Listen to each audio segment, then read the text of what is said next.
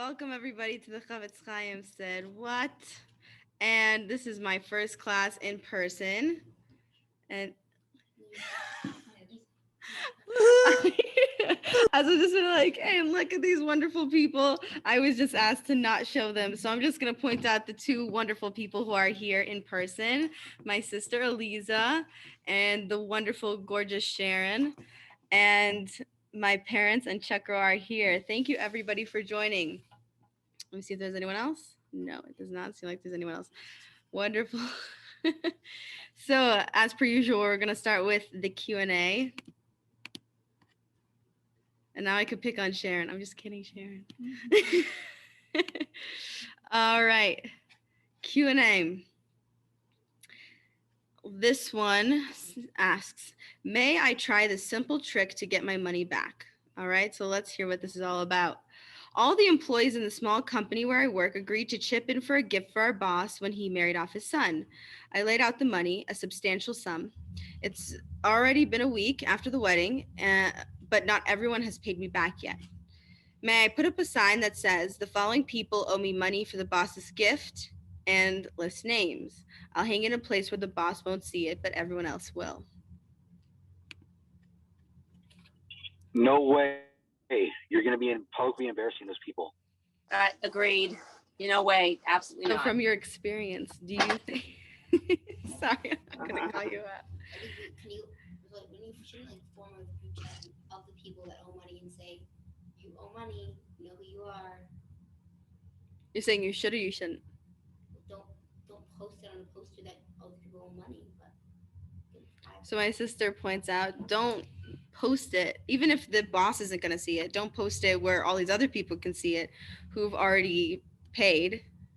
And just saying, like you make like a, what you really should do is you make a group chat, say, just remember you guys owe me money, or go up to him personally, or is everyone able to hear what Elisa's saying? You guys can also message me so I know. Or what you can do is you can just say, oh, people owe me money, but they know who they are. If you know specifically who the people are, then it doesn't matter to post their names specifically. They also know who they are.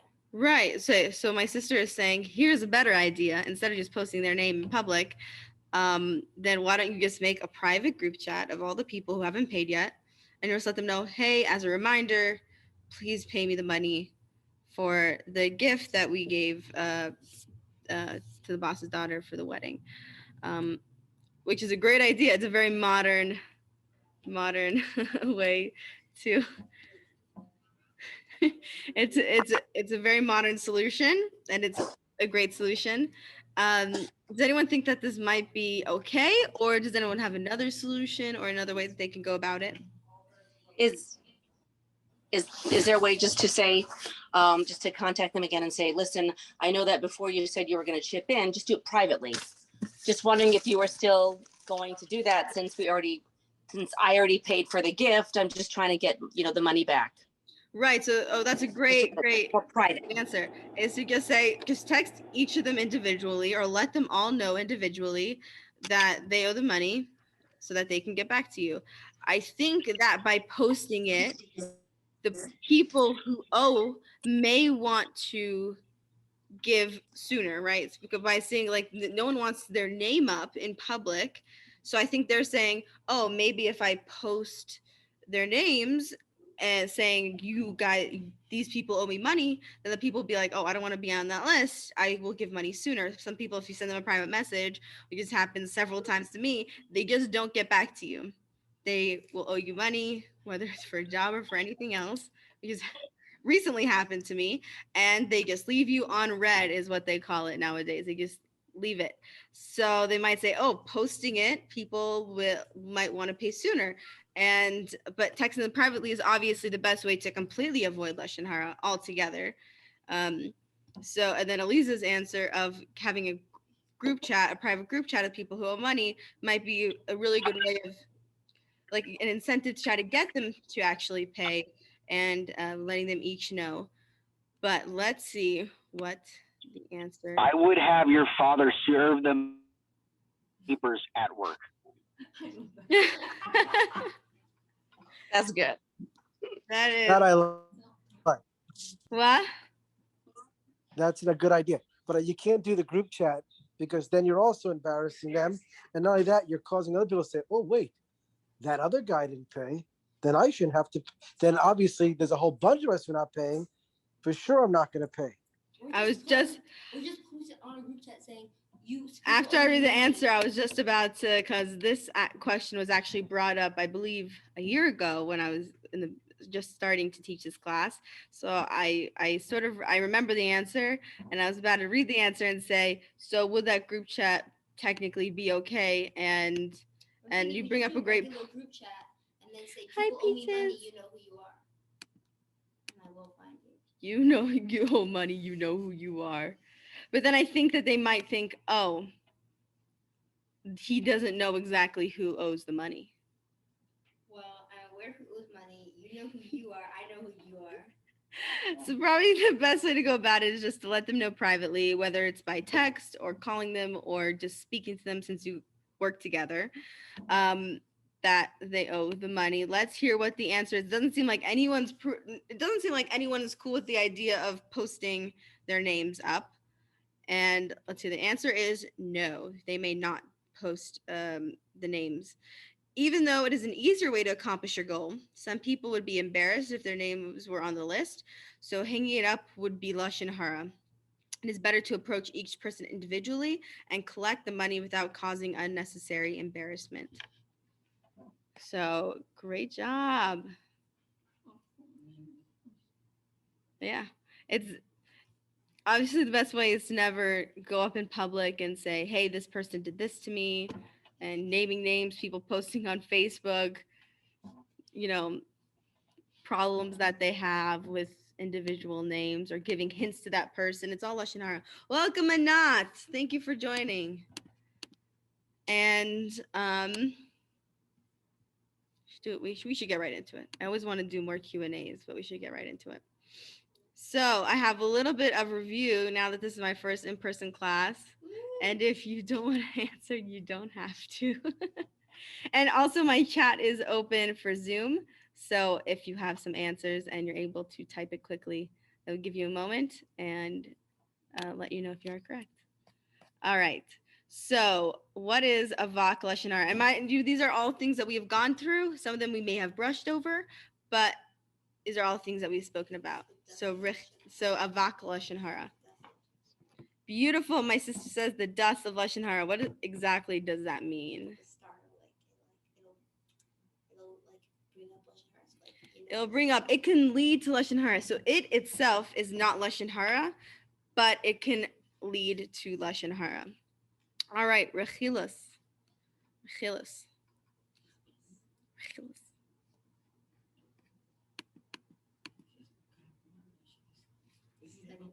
It's a vocab test. We didn't get a vocabulary sheet. I need a vocabulary sheet. Rechilos is gossip mongering. So spreading lashon hara. I will have to print out a list next time of all the vocab. You know what? It's the two of you guys. I could print out 2 sheets. All right. One sheet and you guys will share. Perfect. All right. So is lashon hara true or false information by exact definition? Is lashon hara true information or false information? It's true. And what is it called? What is false information given called? Under the category of lashon hara. Think of the word for bad in Hebrew, and you'll be able to get it. Yeah, you got it right the first time, Ra. I know if you say it, I know you know it. It's motzi shemra or hotzas shemra. One of my classes in the beginning, actually, when I did this, I totally forgot the words. And while I was trying to think of it, I was like, I was going through my notes, like searching through my notes, trying to find it. Right. So hopefully we'll remember it. I'll remember it. All right. And apitzlasa. It's a section that we went through, actually, I believe, principle 1 or 2. I think it was 2. It means speaking in front of 3. And then we have, what type of person should you judge favorably? Like on the scales of merit. Which is actually in the last principle. Everyone, that's the right answer, but it's also what in quotes they call a regular man of Israel. So everybody, because we don't know anybody who is a Rasha, thank God, an evildoer, and we don't really, and obviously at Tzaddik, we should judge favorably, and so basically everybody. So it says lo selach rachil ba'mecha, which means do not go as a gossip monger among your people, which is from Vayikra. Wonderful. So we started principle 5 last time. Wait, 2 classes ago. So we are continuing with principle 5, which discusses Lashon Hara between man and his friend, which is Bein Adam L'Chavero. All right, so let's get into it. If someone was speaking about someone, saying how this person was not wise, and then there's no deficiency greater than this. If he was not married and this was to be known to people, no one would want to match with him. If he had an occupation, whether a craftsman or a teacher, who would want to join him in his affairs or hire him? Especially if he was a posek, a teacher of law in Israel, and people heard that he was not wise. Aside from the Isser, the prohibition of Lashon Hara, if this information was publicized and accepted by the hearers, it would cause monetary loss, and no one would want to go to him for din, for judgment, or parasha, which means compromise. Oh, pashara. I don't want to say parasha. Pashara. All right, so they're saying, just by saying this person isn't wise, they're like, okay, they're not the sharpest tool in the shed, right? But really, you can cause them monetary loss. They can lose out on a shidduch. They can lose out on a marriage match, God forbid, all because of this one thing that you said, right? That this person said. And even worse, demeaned before the city and be removed, God forbid. This is straight from the Sefer Chofetz Chaim, and it says, his blood and the blood of his children will be on the head of the speaker. He demeans the honor of Torah and its learners, and is called the shamer of the Torah scholar, God forbid. And Chazal say that there is no healing for the wound. And through Lashon Hara, there will greatly decline the fulfillment of Torah. In the people's eyes, he is a man who is not wise. So they're saying there are many different ways. We discussed previously that by pointing out someone's deficiency, it is completely Lashon Hara, right? And sometimes you can ask a question and someone could say, is this person a Torah scholar? And you say, okay, well, what would categorize that? And you could say, no, even in their eyes, they could be. Or you could say, oh, yeah, I mean, they're... we said we used intelligence as an answer, which is what we're using here. Well, wisdom is different from intelligence, but there are also different ways. Does anyone have an example of someone that you could point out a deficiency and how that could potentially cause a problem? Like pointing out a deficiency someone has and how that could lead them to, let's say, monetary loss or any harm. Oh, just that someone's lazy and someone's like, oh, I don't want to work here that's lazy. Perfect example. Saying that someone is lazy, pointing out a deficiency that someone's lazy, God forbid. And it could be that this person who the speaker saw them maybe sitting down on their phone and it was finally their break, right? And they just said, oh, wow, that person's really lazy.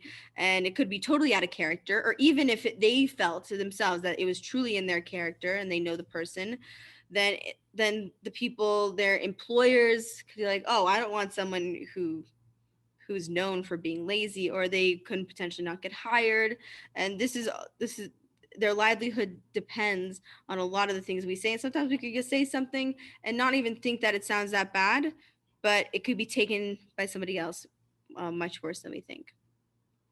Then this is so far really the only quote that I've taken directly from the Sefer Chofetz Chaim, because he himself writes a note. So The Chofetz Chaim implores, "Further, I will ask you, my brother, about the wiles of the evil inclination. For my asking you this is not in the category of Lashon Hara. Look into yourself. If it were known to you of certainty that one publicized about you that you are not wise, how resentful would you be to him for this? Would you think, what size of folly did he see in me? He is nothing other than an evil-hearted person and a speaker of Lashon Hara, whose desire is only to demean his friend and degrade him. And yet, when you yourself do this to your friend, who in many things is much better than you to the Lord and to people, you do not see this as a sin at all. See the great blindness in all this, and in truth, when you reflect upon this, you will find in this instant of varieties of the Isser of Lashon Hara many more elements than in the others. This is so because in other instances of his saying about his friend that he transgressed an Isser, both in the area of between man and his maker, ben Adam lemakom, or in the area between man and his friend or his neighbor, ben Adam lechavero, it often happens that his sole intent is zeal for the Lord, and though this is of no avail for the din, for the judgment, it is still being considered Lashon Hara. And then it connects to Principle 4, Section 2, and also Section 1. That's my little note. Still, his intent was not for evil, as opposed to the instance where his sole intent was to demean his friend and degrade him, an egregiously bad trait, as explained in Shari Tshuva of Rabbeinu Yonah. So the Chofetz Chaim is basically calling us all out, saying, hey, think about if it were you in the situation, right? And I actually once posted on the Kehila chat from I get these inspirational quotes, Chofetz Chaim. Everyone should be a part of that WhatsApp chat. And there was one that basically takes what he says and then and makes it into a nice quote. And it says, oh my gosh, wait. Before you speak, think, how would I feel if someone said this about me? So essentially it's saying, okay, if you were to talk about somebody else and you're like, yeah, it's fine, but think about how someone would take that if they were speaking about you to somebody else. And then someone said, and you found out that someone was saying those things, and you're like, whoa, whoa, whoa, whoa, whoa. I don't even see myself that way. What could make them think that? That's such a terrible thing. They're an evildoer. They're just a Bali Lashon Hara, God forbid, a speaker of Lashon Hara, and you'd be confused and upset. So it's like, so why do you think that you can say those things? Why do you think it's fine that you can say those things? All right. In terms of the here, in the instance of Lashon Hara, where the speaker's words are not immediately accepted, many of the listeners will say, so as long as we do not see it with our own eyes, we don't believe it, which is what we always hope for. We always hope that people aren't believing what we say, because we know as a listener, we've spoken about from previous principles that we are not supposed to believe what people tell us, right? We know that we're not supposed to say Lashon Hara. We're not supposed to listen to Lashon Hara, but if we do hear the Lashon Hara, then we're not supposed to believe it. And certainly in what you've said, even if it is true, there must have been some mitigating circumstances which led him to act in this manner. For as was told, we cannot believe such things from him. So they're saying, like, hey, even if it's true, I don't know, there must have been something, like these people are clearly judging on the scales of merit, which is what we should always be doing. They're not believing it, and they're saying they're thinking there must be a reason for this, even if it is true, but we're not believing it ourselves. If it turns out that what the speaker said was false, then the speaker will be an object of scorn and shame to all because they spread the false report about their friend. If the words are believed, so they're saying if they just spread that information, but no one believed it, then obviously they did a sin. But thank God none of them believed it, so they themselves didn't spread it, right? And they have to, and since it didn't end up, so usually we say something.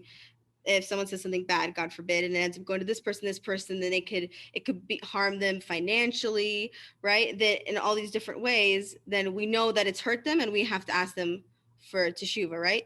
But if it didn't get that far, and thank God no one believed him, then he's still going to have to do teshuvah between him and God. All right, because this information didn't get publicized.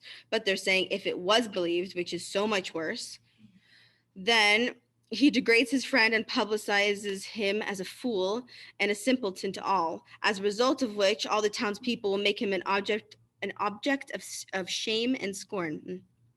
Sometimes the hearers will not say, oftentimes the hearers will not say, speak less and pity the honor of Israel. Why do you have to shame him so much? So he's like, usually people are unfortunately not just saying we don't believe this Lashon Hara, right? Sometimes we hear something, and even if we know we don't want to believe it, there's something in the back of our minds saying, but what if, right?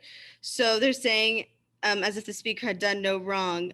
And of such a speaker, it is said in Mishlei, she ate and wiped her mouth and said, I have done no wrong. So they're saying if the speaker thinks that they didn't do anything wrong, even though they're shaming somebody. So that whole section, I know that there was a lot there. There are a few things going on, but mostly it's saying, okay, if the words weren't believed, obviously it's a terrible thing. But we need to be grateful that the people who are listening didn't believe it, and the information didn't get out, right? Because if the information is believed, then it's much easier that it passes on. So I remember that I'd watched a movie called 1,000 Words. Who has seen that movie? It's with Eddie Murphy. Has anyone seen that movie? Lisa, did you end up watching it or no? Did you see it? Yeah, I mentioned in my class last year. I actually have the date from my notes from when I said it because I restarted it. But I said it. Yeah, I did say it last year, Lisa. Yeah, I'm trying to. So it's a really great movie. If no one's seen it, I'm not telling everyone all the time, go watch movies, yay. Okay, but this specific movie, I really enjoyed because, okay, I'm gonna read the summary a little bit here. So Eddie Murphy's character, Jack, is a fast-talking literary agent who can close any deal anytime, anyway. He has set his sights on a new age guru, Dr. Sinja, for his own selfish purposes. But Dr. Sinja is on to him, and Jack's life comes unglued after a magical Bodhi tree mysteriously appears in his backyard. With every word Jack speaks, a leaf falls from the tree, and he realizes that when the last leaf falls, both he and the tree are toast. Words have never failed Jack, but now he's got to stop talking and conjure up some outrageous ways to communicate, or he's a goner. So this was a great movie to know. First of all, this guy will lie all the time. He would just spew lies. He would say anything to get whatever he wanted. And so this tree comes, and he realizes that every time he speaks, he'll say a word, and a leaf will fall. And the guy explains to him that when the last leaf falls, he dies. So he has to be so careful with every single word that he says. I don't remember how many leaves there were exactly, but I know that he told him the exact amount of leaves. So probably 1,000 words. Thank you, Lisa. That should have been so obvious, but clearly it's been a while. Yes, so I'm sure there were 1,000 leaves, 1,000 words. That makes sense. And so he has to think about every single thing that he's saying, and it was amazing. Like, I also think about imagine if we have a tree, not God forbid if the leaves all had fallen, we'd HaLashon pass away. But if there was a tree and we only had a certain amount of words in our entire life we could say, which is true, Hashem has a set amount of words that we are going to say throughout our lifetime. So to think about every single word that we're saying and to make sure that they are all positive things and none of them are Lashon Hara or, God forbid, causing someone harm. We spoke about even, yeah, right? We've spoken about even onas devarim, right? Which is hurtful speech, which is not even specifically saying Lashon Hara about somebody, but it's even saying it's saying something mean, something that hurts somebody else. So like one of my students said to me, wow, why you got a pimple on your face, right? So I mean, obviously it's a little kid that said it, so it wasn't a big deal to me. But if someone went up to you and said, oh, wow, you got a pimple on your face there, all right, that wouldn't be so nice. We'd feel bad. So Chakra says, if we died after saying so many words, men would outlive women. Very good, very good, very witty. But in our lifetime, not that we each of us has a set amount of words, even though I totally get the joke and what he's saying. But in all seriousness, if we all have a set amount of words in our lifetime, Hashem knows every single word we're gonna say. And then to hopefully at 120, when we go up to Shemayim, Hashem will look at all our words and be like, this is very impressive. I see that with these words, you shared some Torah knowledge. With these words, you complimented some people. With these words, you were kind, right? So to look back and to know these are great words versus what were these words that you were using, right? They were so negative, and it was Lashon Hara. So that movie really hit me, and I wanted to relate it to this class because everything relates to Lashon Hara, right? Everything relates to Shmiros HaLashon. Yeah. And so I really wanted to share that with all of you, which is perfect timing. So thank you everyone for joining. And I appreciate all of you being here, especially for my first class in person. Yay, excellent. I started this class during COVID. So now, thank you, everybody. I hope you have a great rest of your day. Think about all the words you're saying. Make sure that they're all positive. And I hope you have a great rest of your week. Thank you. Bye.